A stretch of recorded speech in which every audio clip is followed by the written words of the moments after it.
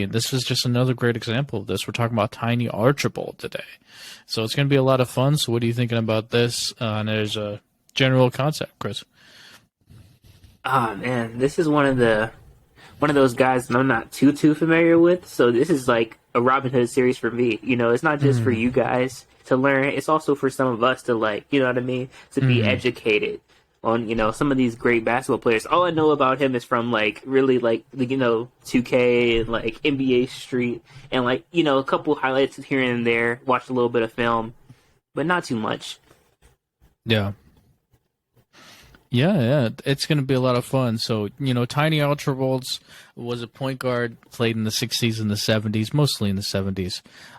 From El Paso, Texas, 6'1", 13 years in the NBA. He's a Hall of Famer, 6-time All-Star, 1-time scoring champ, 1-time All-Assist champ, 1-time NBA champion, 5-time All-NBA, 1-time All-Star MVP, and he made it onto the 75th anniversary team. His career stat line is 18.8 points per game, 7.4 assists, shot 46.7% for the field, and 81% for the free throw line.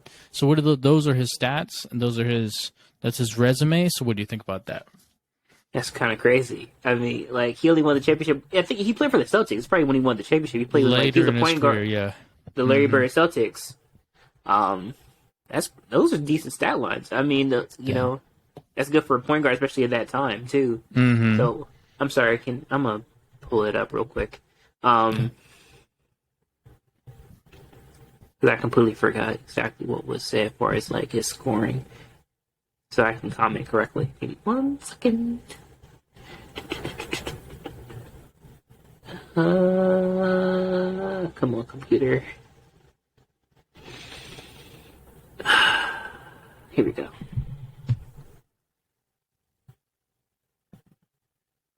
There we go. So, let's look at this when it loads. It says 1-time scoring champ, right? And he was averaging 18.8 for his career. There's when did the 3-point line come in? That was like the late 70s, right? Later, yeah, it was like 76, 77. I think I'm wrong. I think it might be like 79, 80, 81. Because he did play until the early 80s. Yeah. And he got his ring with Bird and Parrish and McHale. I mean, off the bench. I'll put it this way. For today's stats, they're not great, but for then, it's okay. Because, like, the 3-point line was just introduced. A lot of players were used to shooting, you know, from, like, 10 feet and in, 15 feet and in, 20 feet and in. So, it's like, these are really good stats considering that there was no 3-point line and you just had to consistently shoot from, like, the mid-range. I mean, he played through, you know, the 70s into the 80s. I think what really is his shining moment right now is that his field goal percentage, he was very efficient, you know, it's almost 50%. So that's pretty much like the shining thing. Besides his, you know, one time as a scoring champ, he also assist champ as well. We need to get those assist things again too. For 13 years, it's not bad. Yeah, I mean, his stat lines were really, the reason why he's important is what he did in the beginning of his career. So year 2, he averaged 28 points per game, 9.2 assists, shooting 82% from the free throw line. God damn. That's ridiculous. Year 3, he averaged 34 points and 11 assists and shot 84.7% for the free throw line. He got hurt year 4 and played half of the season. Year 5, he averaged 26 and 6.8 assists, shooting 87% for the free throw line.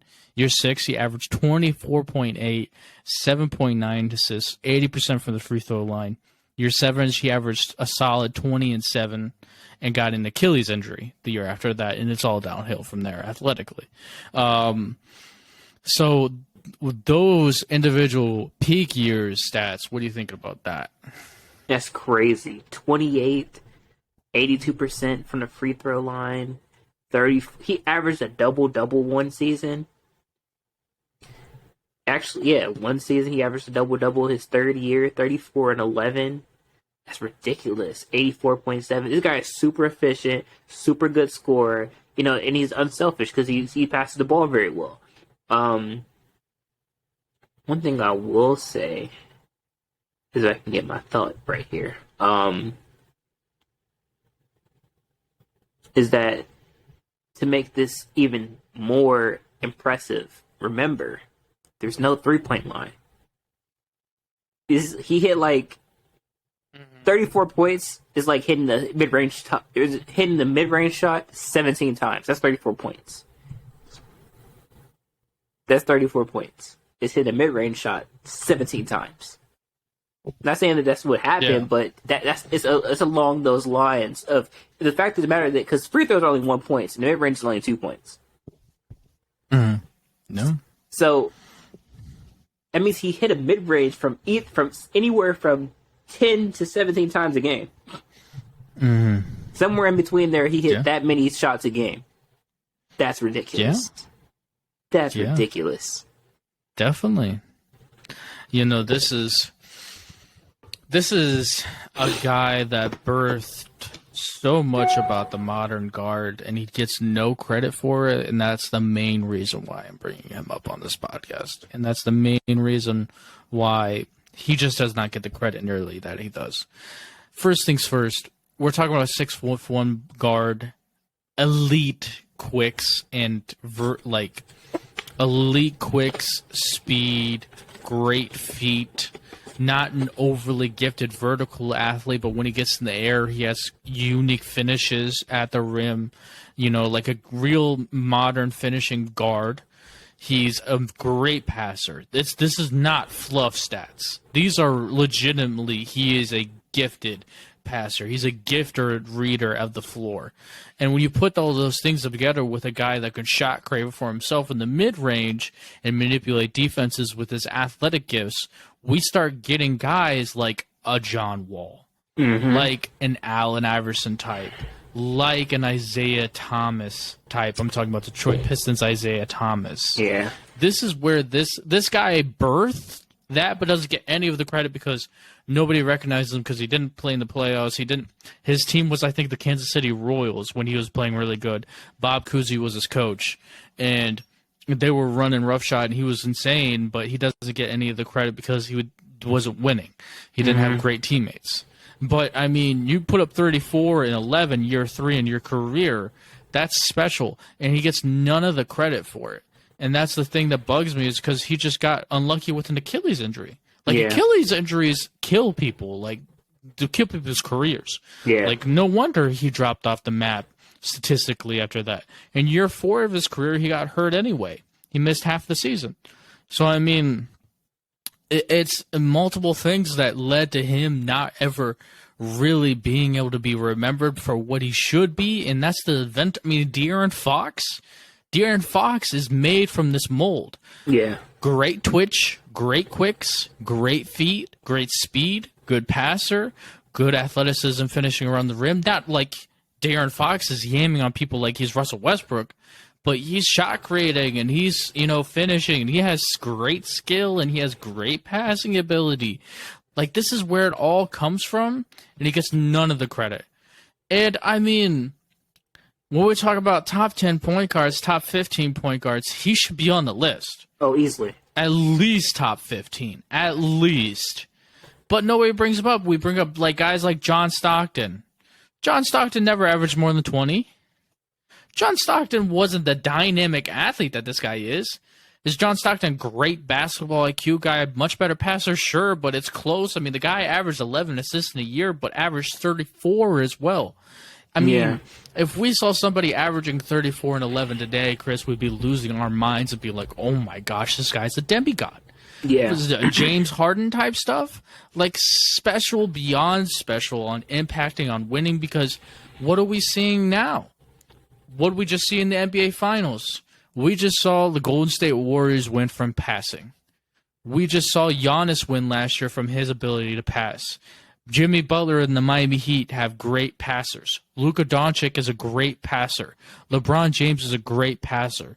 How many times Scottie Pippen was a great passer, was a great point forward. There's so many teams that have great passers that are connected to winning and winning NBA championships, and that should connect you to show that this guy was a winner and he would have been a part of winning if he would have had more talent on his team at the time. Now, that's not his fault, but, I mean, we're talking about a guy that's a trendsetter, the guy who's way before his time, who legitimately had athletic gifts, and it was just really impressive to watch. You have to trust your eye test on this type of stuff, man, and it's special. And this is the kind of guy that gets forgotten and doesn't get any of the recognition, because Tiny Archibald, I say that in the street of people, nobody knows his name. Yeah. Nobody would know. No, he's very much forgotten, and it's sad. But you know, this is a guy that has some crazy stats, that has some crazy moments, and I mean, guys like John Stockton, Jason Kidd, like the ability to score the basketball is really important. Like he can do it at a very high level. You can't deny it when he averages more than 24 points per game 4 times in his career, 4 times in a 5-year stretch. Okay, that's special. Okay, during that whole time frame, his free throw percentage ranges from, 82 to 87. So that's special. That man can shoot. He has great touch, great skill. You can have the argument between him and a lot of guys because none of them have the stats of the scoring. Steve Nash. Steve Nash had a limited peak. Most of his time in Dallas and pre-Phoenix Suns wasn't that special. The argument between him and Tiny would be good, in my opinion, because Steve Nash never averaged more than 21, 22 points per game. Yeah. This is a different guy that was playing in the same scheme as guys who were averaging 20 and 10 and can be considered greatest point guards of all time, like Bob Cousy. Like we throw in John Stockton, the greatest point guards of all time. We put Gary Payton in there. Gary Payton scored a little bit more points, but never more than 23, 24, right? But they play in the same style of basketball as Tiny, but Tiny gets none of the respect.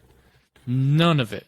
This is a lockdown top 15 point guard of all time, but gets none of the respect, and he should.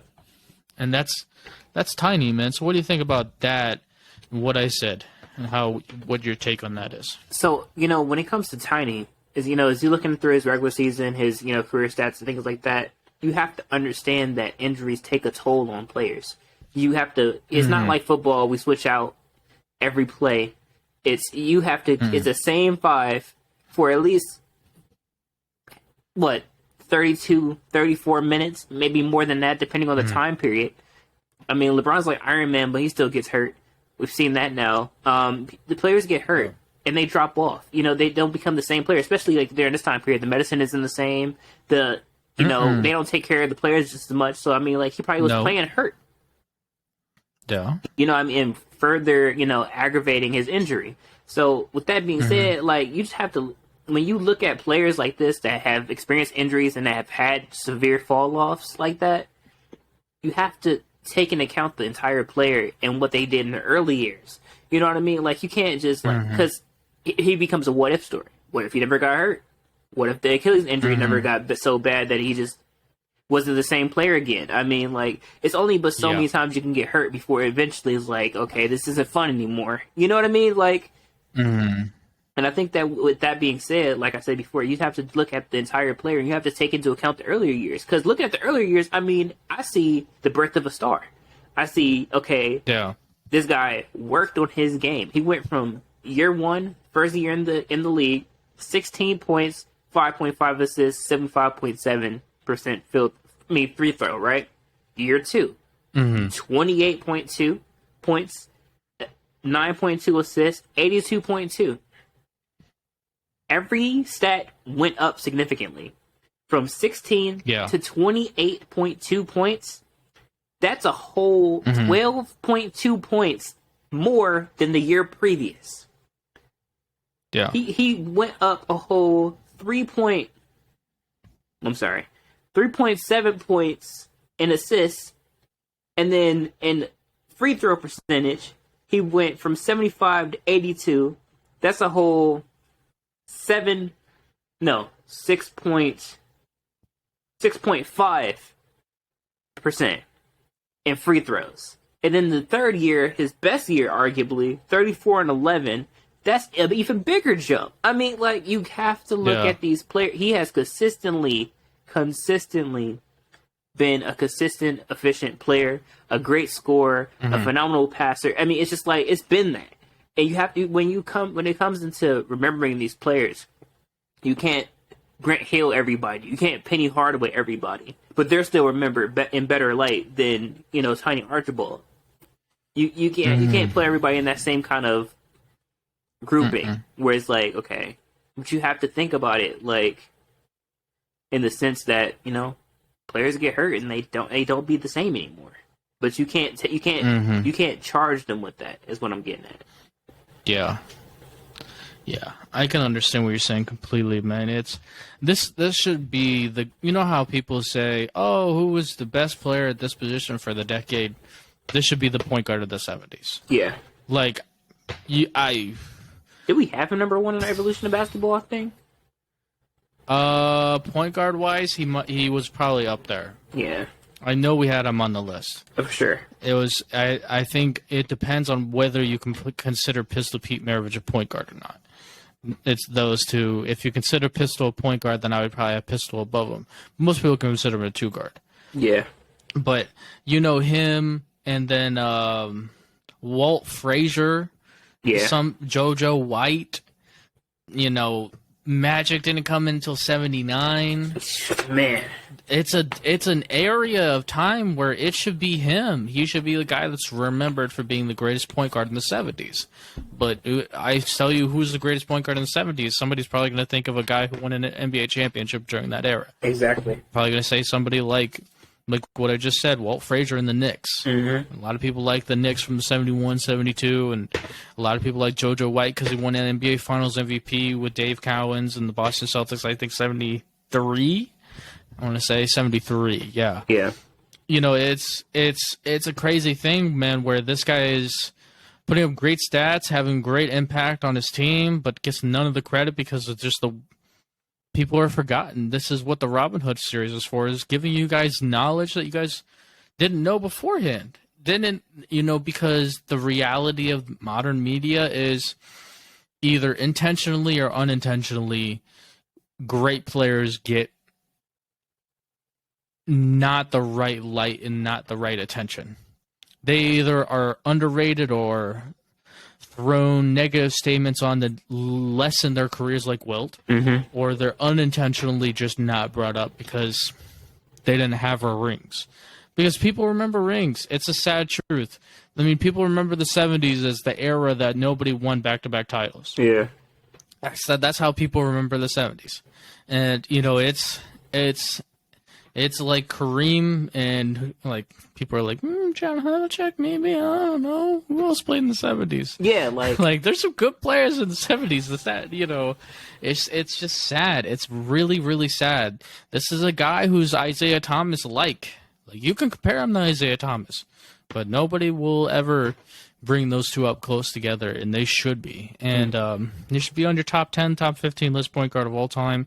This is supposed to be helping you guys learn about great players that just aren't remembered like they should. Yeah, they get swept under the rug, so that's why we did this series. Yeah. To bring out the dirt from on your rug. Yeah. You're welcome.